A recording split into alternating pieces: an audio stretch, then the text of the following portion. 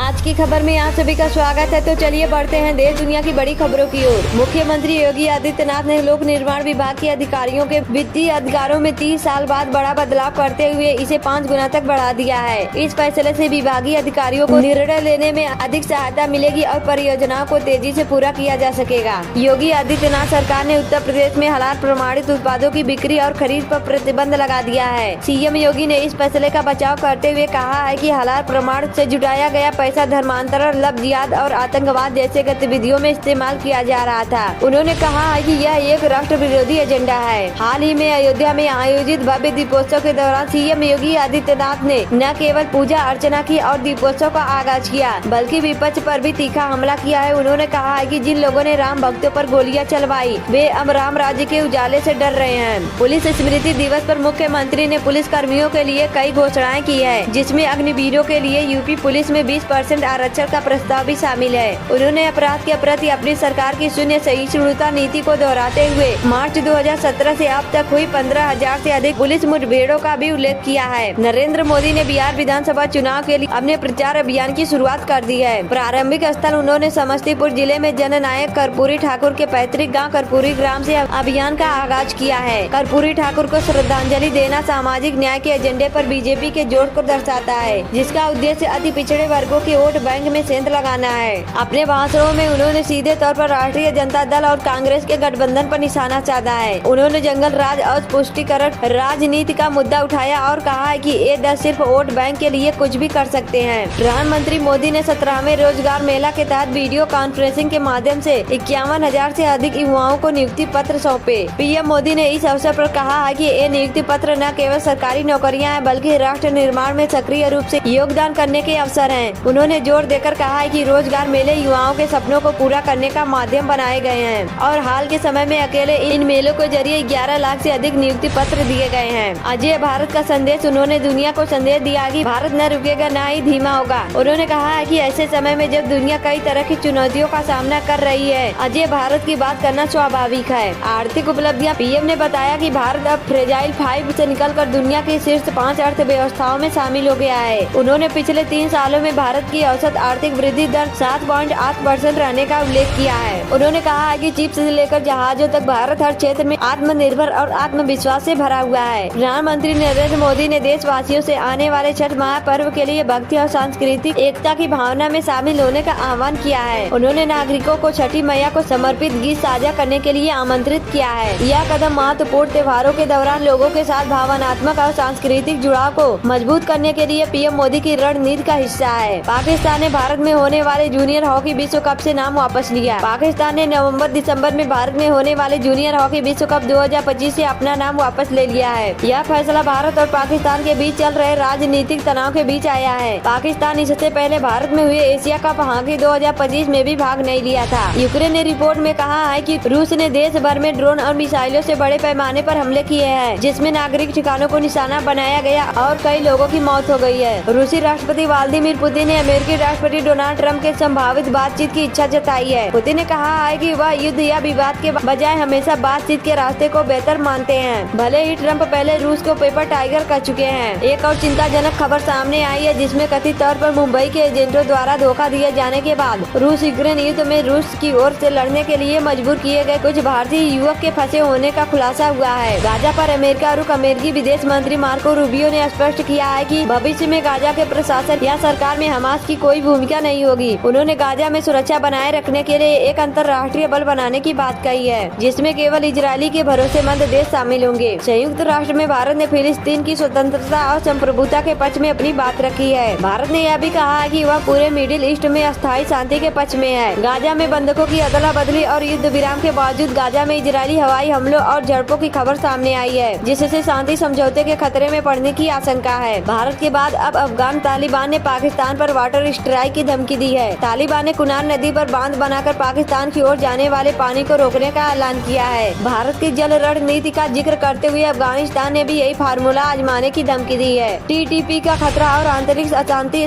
पाकिस्तान के खैबर पख्तूनख्वा प्रांत में तहरीक-ए-तालिबान पाकिस्तान के बढ़ते प्रभाव और आतंकी हमलों में सुरक्षा कर्मियों की मौत की खबरें हैं। टीटीपी के एक शीर्ष कमांडर ने पाकिस्तानी सेना प्रमुख आसिम मुनीर को खुली चुनौती दी है। अमेरिकी राष्ट्रपति डोनाल्ड ट्रंप ने कनाडा के साथ सभी व्यापार वार्ताओं को खत्म करने का ऐलान कर दिया है, जिससे वैश्विक व्यापार तनाव और बढ़ गया है।